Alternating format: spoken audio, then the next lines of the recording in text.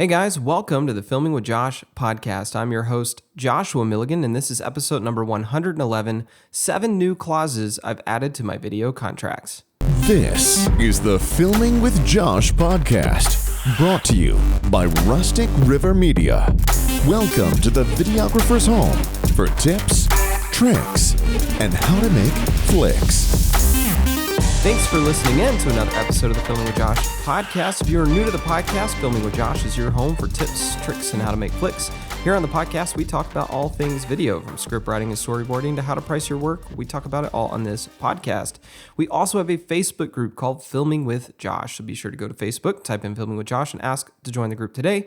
The Filming with Josh Facebook group is a continuation of this podcast. It's also a place where you can share your work, ask for feedback, post and ask questions. You can see behind the scenes video clips of work that I'm working on and things of that nature. So be sure to go to Filming with Josh and ask to join the group today. If you are listening to this on Spotify or Apple Podcasts or something of that nature, just know that we are available on YouTube as of earlier this year. And if you are watching this on YouTube, we are available on all the other major streaming platforms as well, if you would rather just listen to the podcast and not have to look at my face staring at the camera the whole time. Today's podcast is all about new clauses that I've added to my contracts. And if you are interested in learning more about my video contracts, I don't remember the name of the episode, which shows you I'm not prepared.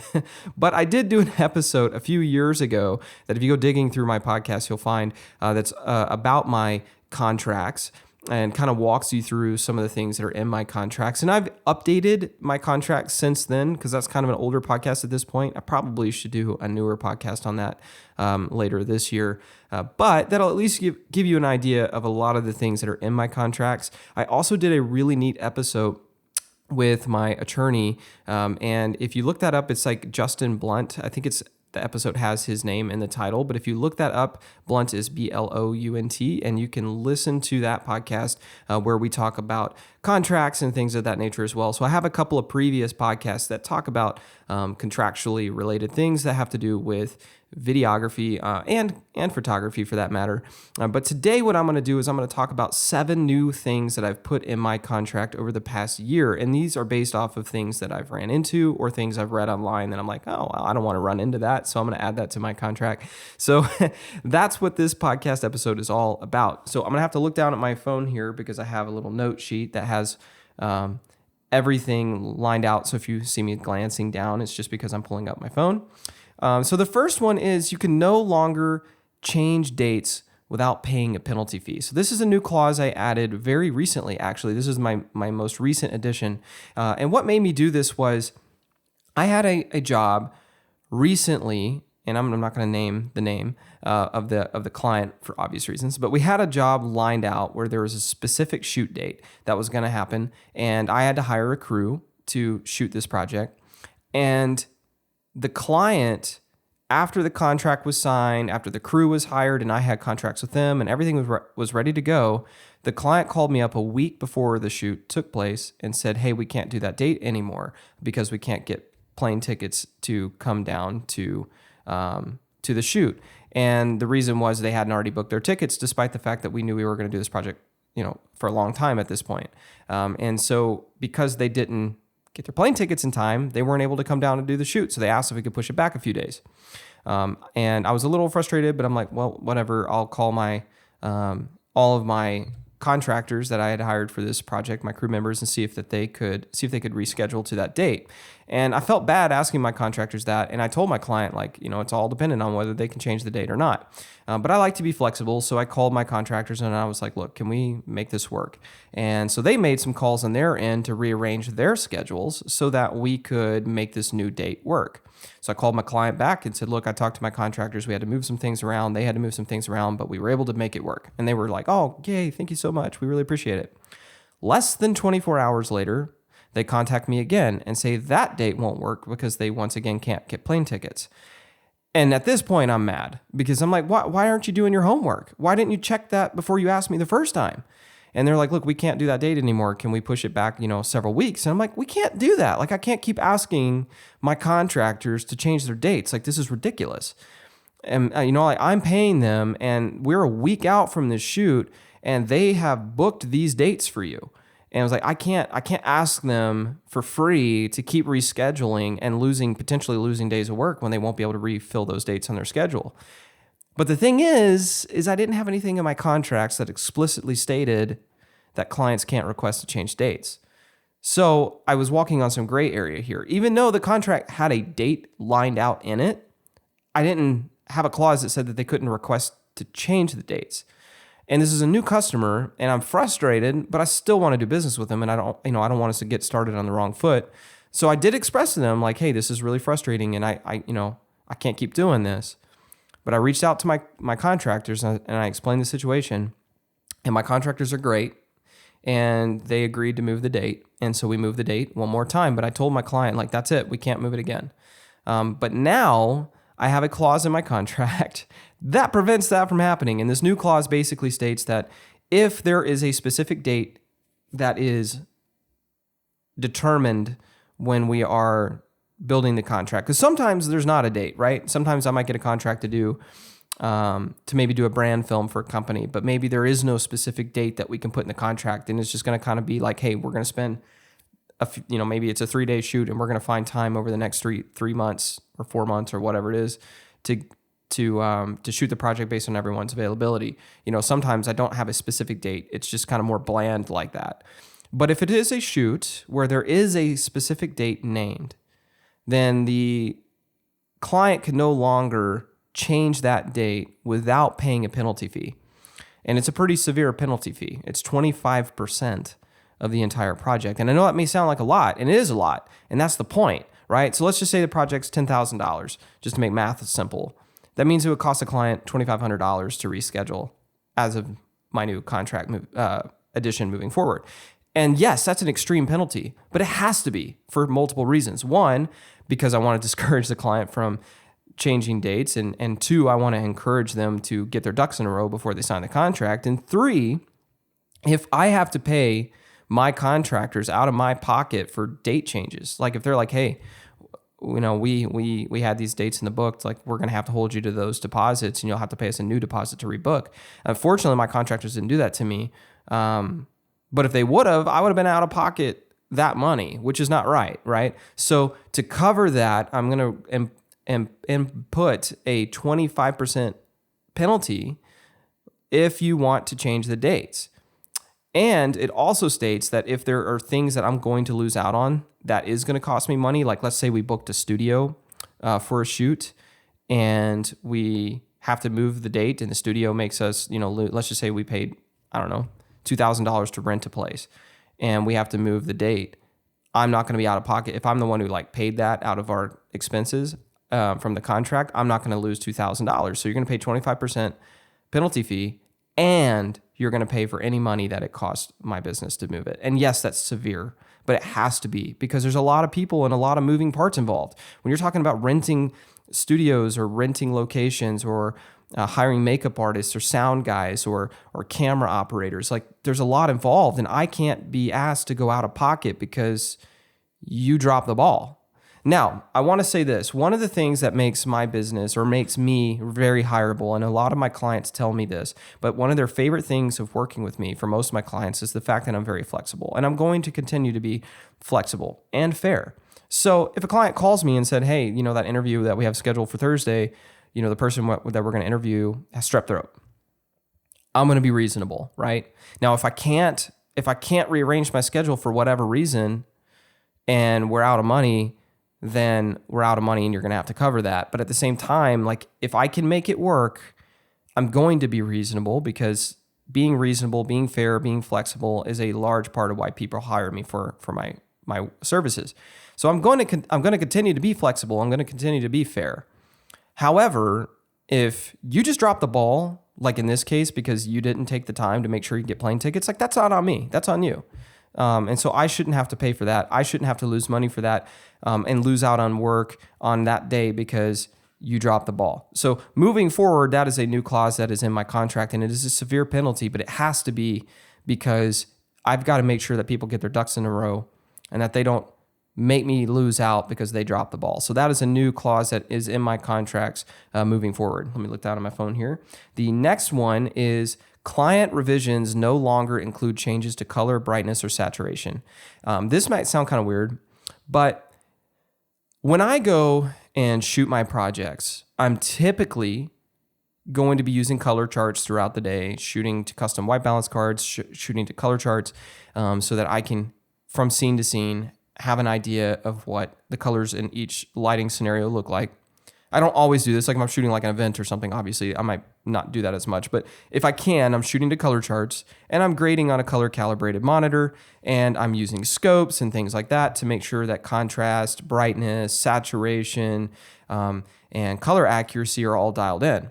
Plus, when you hire me, you're usually hiring me because you've seen my work and you like my work and you want something similar, right? It's like hiring a photographer. If you want moody photography, you hire a moody photographer, right? If you want a bright and airy photography look for your photo shoot, you hire a bright and airy styled photographer.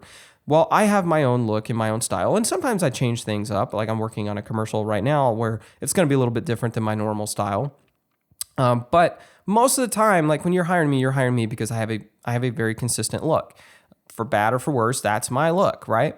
And so I am no longer allowing customers to have the options, because we give them 2 rounds of revisions for their projects per video. And in those rounds of revisions, they no longer can ask me to change things like contrast, brightness, saturation, or color. And the reason why I'm doing this, and again, I know this might sound kind of strange, but the reason why I'm doing this is because I haven't ran into this very often, but there has been a couple of times where I've ran into situations where clients are viewing our work on monitors that aren't very good, older monitors that maybe don't have very good color accuracy, that have really weird settings dialed in. And they'll contact me and say like, hey, like everything looks kind of green, or why does everything look dark or washed out or whatever. And they'll like fight with me to try to change the color and saturation, brightness, all that.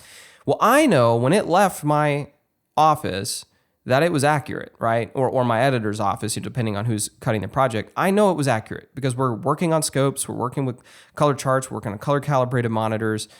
Like I know that when I send that off, it's correct. And we're also making sure that the final color output is correct, like whether it's Gamma 24 or Rec 709, based on wherever the project's going. All these things are done based on a measurable range, because we are using scopes and all these other things. So I know when it leaves our office that it's accurate. Now, we might push colors a little warm or a little cool or whatever based on style for a project. Like if we're working on a project and I talk to the client ahead of time and say, hey, let's make this a little punchier, or maybe a little warmer or whatever. Like that might be something we clear ahead of time. But most of the time, everything's going to leave here pretty neutral, and it's going to be very consistent with what you see when you hire me. And so as a result of that, I'm no longer allowing clients to ask revisions on that, because I don't know what kind of monitor you're viewing it on. So I can't send you something and you be viewing it on a monitor that came out in 1996, and then you contact me and say that there's something wrong with the color, and then ask me to change the color, right? I know there's nothing wrong with the color. When I send it off, it looked accurate, right? So I don't allow that for rounds of revisions anymore. And I know that sounds kind of weird, and that's okay. I don't care, because if you hire me, you're going to have to subject to my terms and conditions, and these are now my terms and conditions. So I make the judgment on the color. You're hiring me as a DP to make this project, and so I'm going to create the look and the style, and it's going to be largely based on what you see that I'm able to do based on my prior work, especially if I've shown you examples, and this is going to be a new clause, but if I've shown you examples of prior projects I've done and you like that, I'm going to give you something similar to that.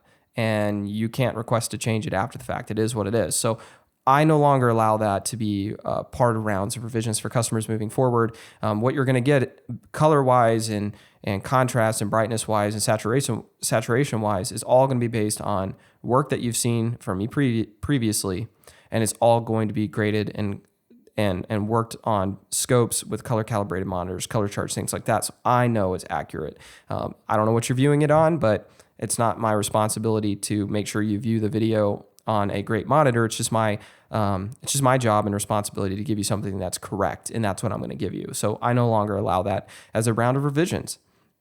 Next up, and this kind of goes in line with that, but it's a clause, and I'm not telling you like word for word what's in these clauses.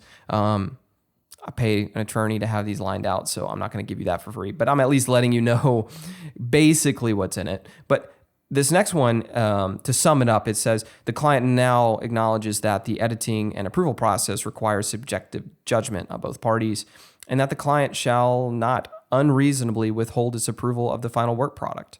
And what this basically states is that the client understands that if I'm hired to make a video, let's just say it is a 2-minute video or a 1 to 2 minute video. I'm just using broad terms here, but let's just say it's a 1 to 2 minute video, and it's got to be voiceover driven, and it's going to have, all these B-roll shots that we figure out in pre-production, and it's going to have music and maybe lower thirds graphics, a logo reveal at the end, whatever. As long as if we have those things detailed and lined out, and as long as I'm delivering that to you, then you can't behave unreasonably. Meaning you can't say, I just don't like it, I'm not going to pay for it. That's not going to fly, right?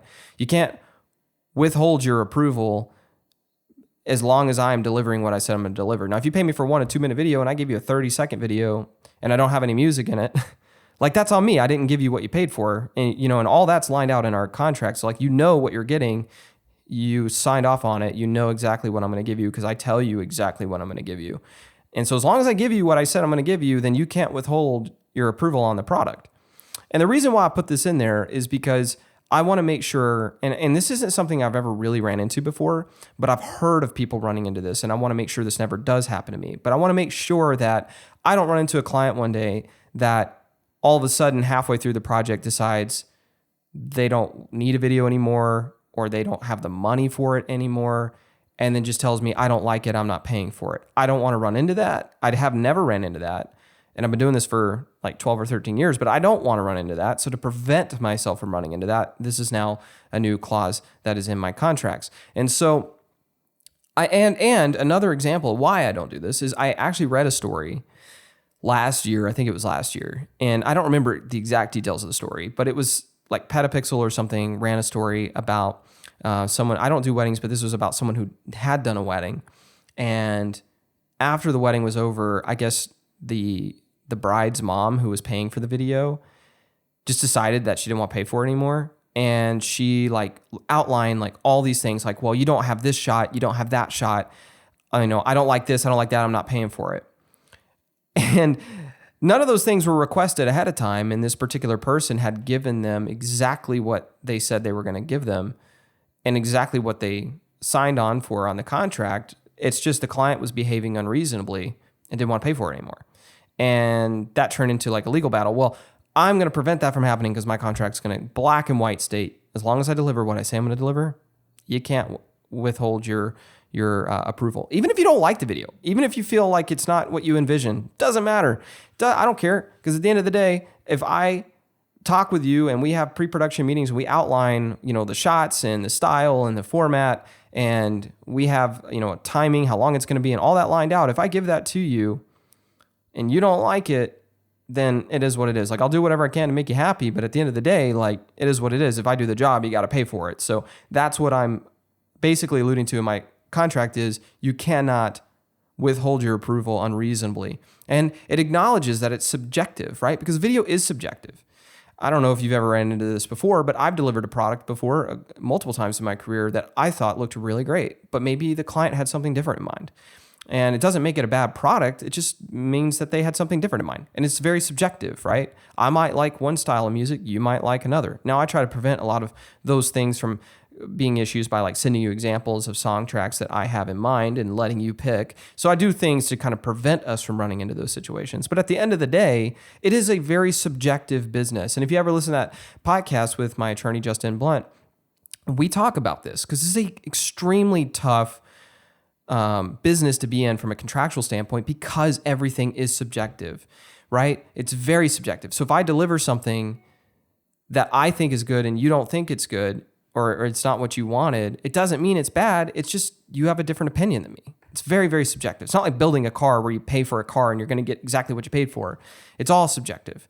And so the client in this clause basically acknowledges that this is a very subjective thing, and that as long as I hit the markers that were outlined, then you got to pay for it and you can't withhold your approval.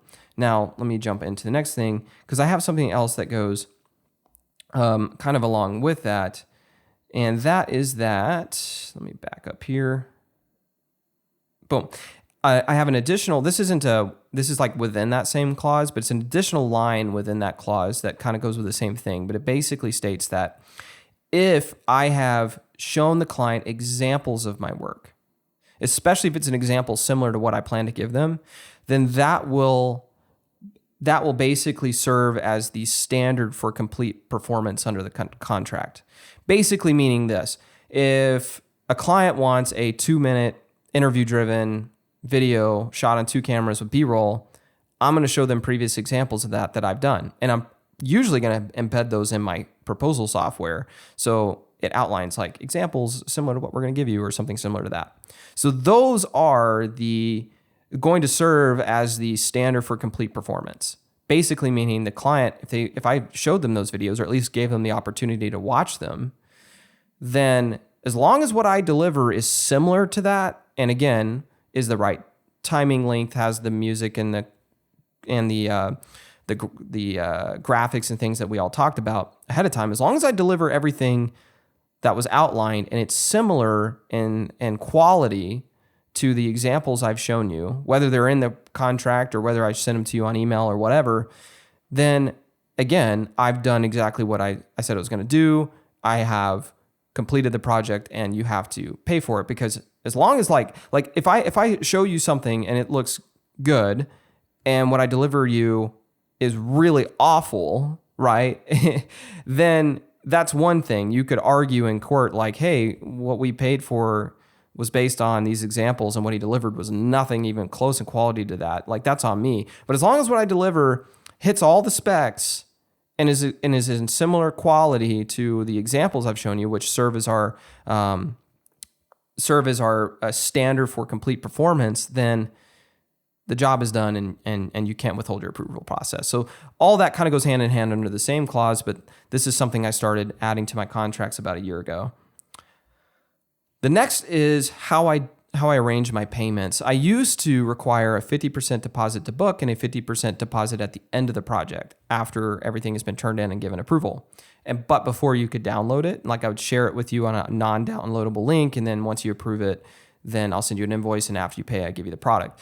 That's no longer how I do things. Now I require a 50% deposit to book. You sign that, or you pay for that after you sign the contract. Sometimes you pay for it even within the contract, depending on the size of the project. Because if it's a bigger project, sometimes I would rather take a check or direct deposit to not have to pay credit card fees. But if it's a smaller project, like $3,000 or $4,000, something like that, something kind of smaller, then I'll just have them pay the deposit straight there in the proposal software. But either way, you're going to sign the contract. You're going to pay a 50% deposit, and that's to book for the shoot. And then after the shoot, you're going to pay within our net 14. You're going to pay the remaining 50% before we begin post-production. And the reason why I do this is I've ran into this several times, and one time in particular last year was the straw that broke the camel's back for me. But I was working for a client that we shot the project in July, right? They signed the contract, they paid the deposit, and we shot the project over 2 days in July. It's a pretty good contract too, pretty big project.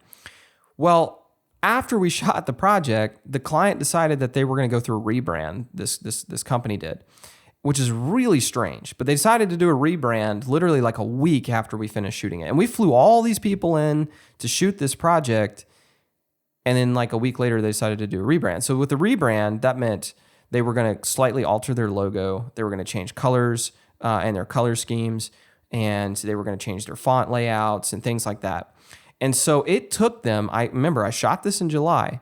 It took them until like December of that year to get me the new graphics and fonts and colors and stuff so that we could finish out the job. So I do and always have had in my contracts that clients have a certain time period to start and end the project after the contract's been signed. And usually it's something like 6 months. And technically they were within that 6-month window, right? Like we started the project in July. We finally got to finish post in like December or January. So like we were within barely, but we were within the 6-month window. But still, it took me like 6 months to get paid after I shot the project to get paid the second half. Well, that ship isn't going to fly for me anymore. So now ship isn't going to sail for me, not fly. I don't know why I said fly. Ships don't fly, they sail. The ship isn't going to sail for me anymore, guys. So what I do is you pay 50% up front after you sign the contract to book. And then after we shoot, you pay 50%, the remaining 50% before we start post-production. That way I'm paid in full. You want to take 5 or 6 months, by all means, knock yourselves out. But I'm going to already have been paid because I have out-of-pocket expenses that come out of this, right? Especially if I'm like paying my editor, if I'm not handling post, if my editor, in this case, he was handling most of the post work. So in fact, he handled all the post work. So I'm out of pocket his expenses, right? Because we started the edit, we just didn't finish it, and he wants to get paid. He didn't want to wait 6 months to get paid. So I'm out of pocket for him. I'm out of pocket for this, like mileage and anything else. Like I'm out of pocket for it. Well, no longer is that the case, and no longer am I going to wait to get paid 50% to book and 50% after the shoot before the edit begins. And then if there's any new expenses that pop up, like maybe we're in post and you decide you want to add a voiceover that wasn't within the contract, then that's just a separate invoice. But that's kind of how I treat that and have started treating that since last year, about middle of last year. And I have not had any clients complain about that. Seems like everybody understands. So that's been our new process moving forward. Even previous clients who I've worked with years and years now, I make everybody do this now so that no one is withholding payment on me because they haven't finished out the job. So that's something that I changed last year that has been really nice, honestly, because I get paid to book the job and I get paid right after the job has been shot. Now to be fair, we have fast turnaround times in our business. We're turning around products really quickly. Not sacrificing time, it's just I've got people to help me get the jobs done quick. I've got a great editor and other great people that I work with, so I can get the job turned around usually within 2 to 3 weeks, sometimes within 1 week. This past year, we've even turned around projects same day. As crazy as that sounds, smaller jobs, obviously, but our turnaround times are really quick. So it doesn't bother my clients to go ahead and pay me upfront after the shoot before they edit because they know they're going to get their product pretty quickly. But if they do have to drag it out for any reason, it's not going to be on us. It's going to be on them, and they know that now, and they understand that I have to be paid up front. So that's kind of a new thing that I started last year, and it's been really, really, really nice. It's allowed me to pay my people right out of the gate. Well, actually, I've always paid all my people right away. It's just I've had to be out of pocket to do it, but now I'm no longer out of pocket. I'm paid up front, so that's really, really nice. Next up, let's see. There's now a line where a max budget is outlined for things like music rights and voiceover artists. So see, in my contracts, I give a single price typically. I don't outline every individual expense. I don't like doing that, never have. So like say a project's going to cost $15,000 or $15,500 or whatever, even if it's down to change, like let's just say it's $15,736.26. Like I'm always just going to give typically a one price, one price in the project. I might offer additional options, like if you want to add something to a project, I might have that as like an extra checkbox in your contract. In my proposal software, it allows me to do that. So if I'm like, hey, if you want to add a day of photography, I might put that down as a line item where they can check mark that. And that might have a price to show how much it's going to be to add photography. But point is in my projects, like it's pretty much just a single price. And how I arrived at that price, you can listen. I've done multiple episodes on how to price your work. So you can listen to those if you want to know how I price my work. But when I price my work, I'm figuring out things like it's always time plus expenses. So I'm figuring out things like how many days I'm going to spend shooting it, how many days I'm going to spend editing it, or how many days my editor is going to spend editing it. That's the time. And then expenses are things like camera operators, sound operators, music, graphics, mileage, hotel, like all those are all expenses. So it's time plus expenses. Again, you can listen to podcasts I've done previously that talk all about how to price your work. But once I've figured out all the estimated costs, I'm hitting you with a lump sum. And that's what you're seeing in the proposal software.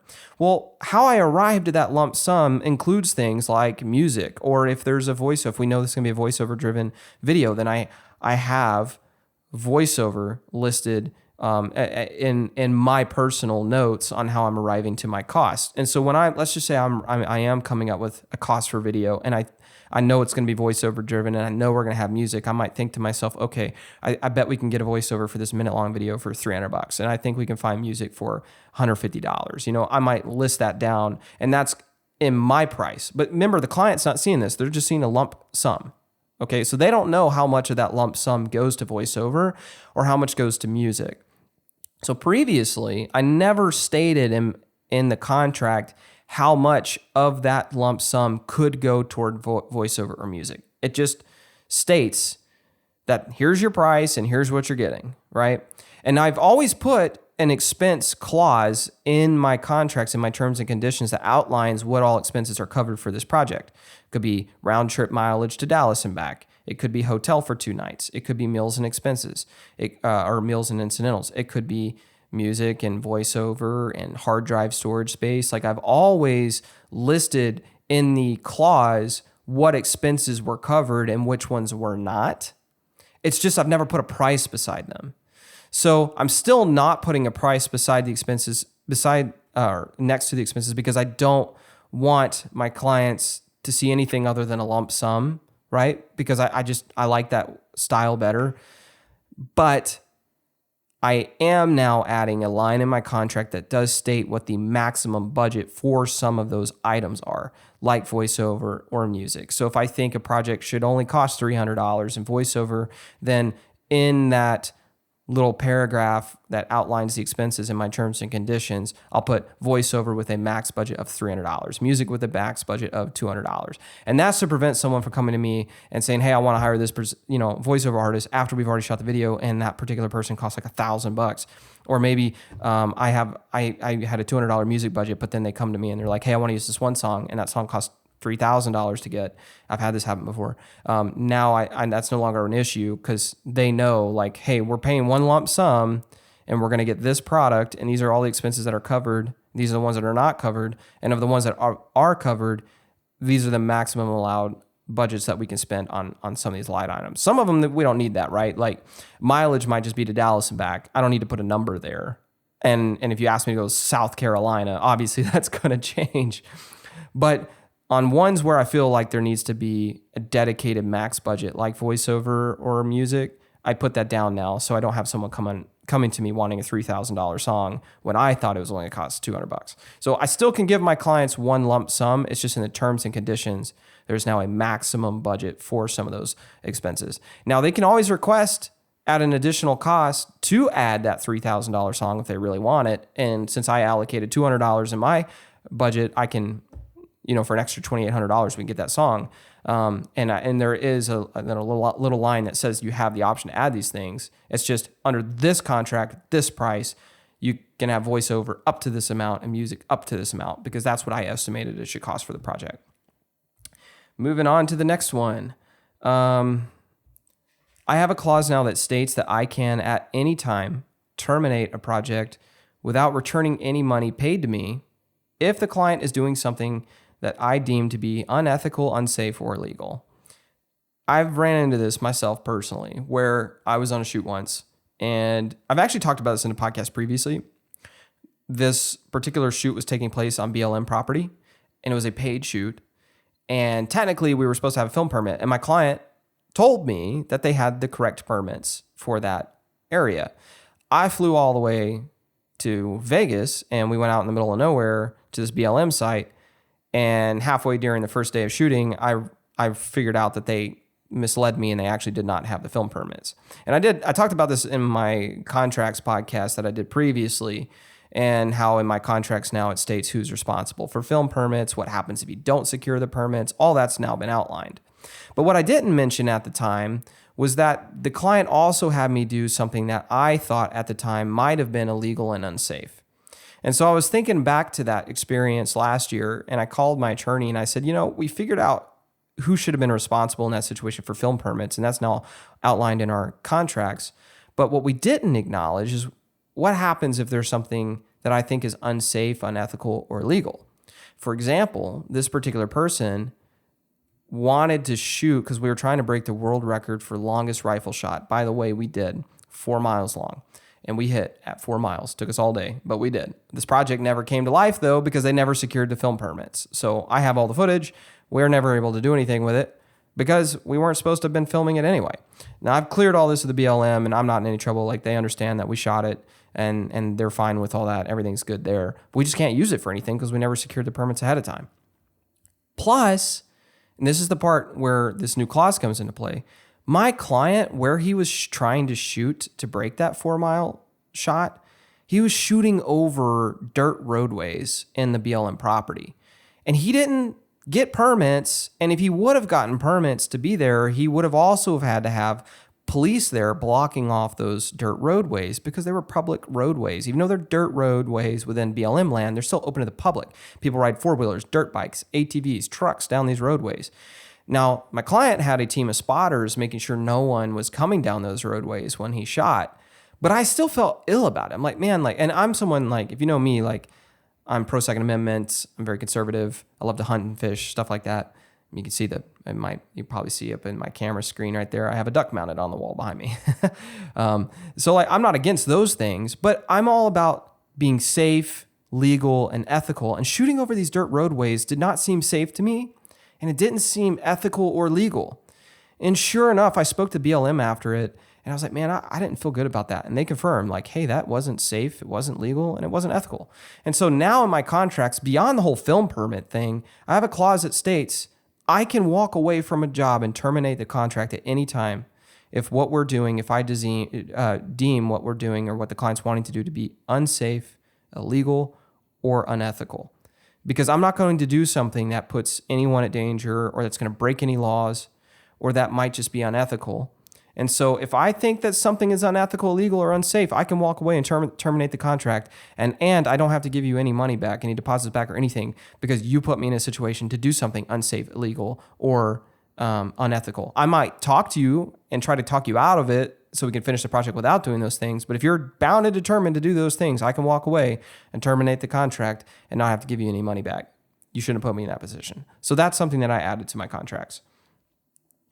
I also added something that says it's a clause that states that the signer of the contract is acknowledging that they have the right and authority to sign that contract. And I have this listed twice. I have it in my terms and conditions, and when you go to actually sign the contract, you check a box that states you read the terms and conditions, but you also have to check a box that says that you acknowledge that you have the authority to sign said contract. And here's why I ran into this. I work with a lot of universities, but I have one university in particular. I got hired by someone within the business department who wanted me to do a video for their business department. And this is not Stephen F. Austin, by the way, and I say that because I do a lot of work with him. I went to college there, and I want people to know that that's not where this happened.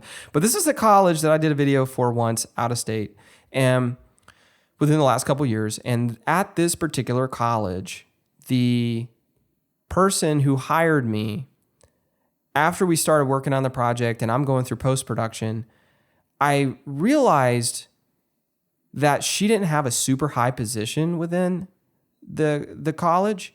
And I kind of got to wondering, did she really have the right and authority to sign this contract? Because, we're showcasing the university and we've got their imagery everywhere, which you can do that. That's fine.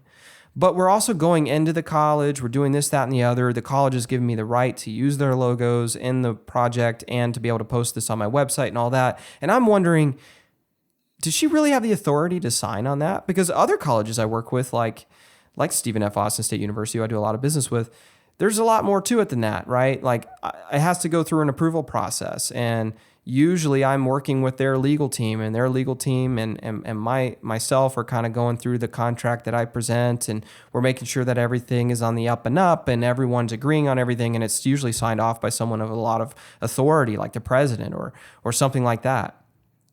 That didn't happen with this university. Now, nothing came of this, right? I did the video and the university was really happy with it and whatnot. But I always wondered, did she really have the right and authority to sign that? Why is it that every other university makes me jump through a bunch of hoops, but this one just had a girl that just signed the contract? So what I did is I reached out to my attorney. And again, nothing happened with this, but it just got my wheels turning. So I reached out to my attorney and said, how can we make sure that whoever signs this has the authority. So the university doesn't come back to me and said, hey, we never gave you the right to use this stuff, or we never signed off on that. And again, that didn't happen, but it just made me think, like, what if it did happen? So now when a contract is signed, whoever's signing it is acknowledging that they have the authority to sign it. Now, part of it is on me. My attorney explains to me, like, I need to kind of do my research and make sure that person has the authority. And if I look that person up online and it says on their LinkedIn, or maybe it is a university and they have listed as staff and it says they're an office clerk, and that's not what this person was, but let's just say it did. I might want to think that through and say, well, does an office clerk really probably have that authority? Probably not. So I can ask that person, do you really have the authority to sign this, or should we reach up to a higher authority? And if they say, yes, I do have the authority, and then they acknowledge that in my contract, check the box and sign it, then all liability at that point kind of goes on them. And if it doesn't work out, then if a lawsuit ever had to be filed, they claim that they had authority to do something that they didn't have authority to do. And I have some legal ground to stand on because I was misled by the client. And again, none of this happened. This is all hypotheticals. But if I do have that conversation and they're like, well, I probably don't technically have the authority, then I would ask them, well, can you get someone who does have the authority to sign off on it? Even if it means having to jump through more hoops, because I'd rather make sure that it is signed by someone who has the authority to sign it. So that's something I added in my contract. It's just a clause that states that if you sign this contract, you are acknowledging that you have the authority to do so. And I'm still going to do my homework. I'm still going to look you up and make sure that your position and title makes sense for someone who would have authority. And if I feel like it doesn't, then I might ask you about it. But if you tell me that you have the authority and you acknowledge it in the terms and conditions and you check that box and sign the contract, then the liability now falls on you. So that's something that I've added. And then lastly, is this the last one? Yes, this is a bonus one. So I'm going to add a bonus one. I know I said that there was 7 clauses. This is going to be about 7 clauses, but I have a bonus one that I'm going to add. It's kind of an 8th thing. And the reason why it's a bonus is I technically have not added this yet, but this is something I'm about to add. And I'm working with my attorney to get the details ironed out. But I'm going to be adding a clause soon that states who is responsible if gear gets broken on a shoot, especially if a client asks me to do something risky with my equipment. And it's also going to state that I have the right not to risk my equipment if I deem that whatever situation they're asking me to do is unsafe for my equipment. Basically, the reason why I'm doing this is, look, if I'm on a shoot and I knock a tripod over and I break the camera, like, that's not the client's responsibility. Like, it's not their fault. I did it. I broke it. I have business insurance. I'll get it taken care of. It sucks, but at the end of the day, I'm the one who bumped my tripod over.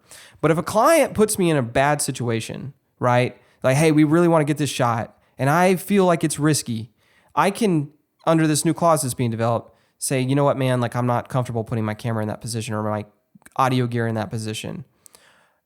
Or if they're like, no, I really want to do this, then it's going to state who's responsible if that piece of equipment gets damaged or broken or destroyed. And they're going to have to pay a replacement fee of that equipment if it gets broken, damaged, or destroyed, if they're putting me in a bad position. So again, I'll have the right under this new clause to, like, say, you know what, man, I'm not comfortable with that. And again, if it's something that I just do that's, you know, I drop my camera or whatever, like, that's on me. But if they're asking me to put my equipment in an unsafe place or to do something that I think would not be good for the equipment, like jump in the water with my wireless transmitter on, you know, like, if they do that, there's got to be some responsibility there. I shouldn't have to cover you jumping in the water with my wireless transmitter on and destroying my wireless transmitter. Like, why should I be out of pocket of that? You shouldn't jump in the water with it on. So there's got to be some responsibility on the client there. So that's the bonus clause that's being ironed out right now. Anyways, guys, those are 7 new additions plus 1 bonus one that I'm going to be adding to my contract based on new clauses and new things that I felt like needed to be outlined. If you have any questions about what I added, be sure to go to the Filming with Josh group, post your questions there, or send me an email if you want to discuss anything in private. And thanks again, guys, for listening to the podcast. If you enjoyed it, please subscribe to it and rate it so that other people like you can find this podcast. And if you enjoyed it, I would really appreciate you following us online. Thanks, guys. We'll see you all next week. To learn more about Rustic River Media, visit us online at rusticriver.media. Thanks for listening to the Filming with Josh podcast. Catch every episode by hitting subscribe today.